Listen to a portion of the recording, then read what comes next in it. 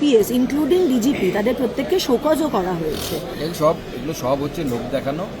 যেহেতু মুখ্যমন্ত্রী ছবি তুলতে খুব ভালোবাসেন, আপনারা জানেন, সে চা বাগান হোক বা মেসির পাশে হোক, উনি তো ছবির সুযোগ কোথাও ছাড়েন না।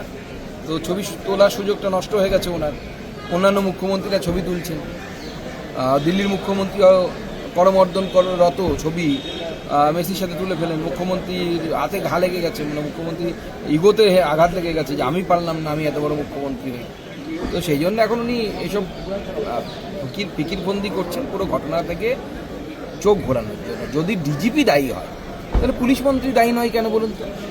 ডিজিপি যদি দায়ী হয়, অর্থাৎ পুলিশের ব্যর্থতা যদি হয়, তাহলে সে পুলিশি ব্যর্থতার জন্য কি পুলিশ মন্ত্রী দায়ী হবেন না? তাহলে মুখ্যমন্ত্রীকেও তাহলে শোকজ করা উচিত। মুখ্যমন্ত্রীকে শোকজ কে করবে? মুখ্যমন্ত্রীর দায়িত্ব নেওয়া উচিত না? আর তার থেকেও বড় কথা, পুলিশ শোকজ হয়েছে ডিজিপির উপরে, পুলিশ ভিড় আটকাতে পারেনি বা মেনটেন করতে পারেনি।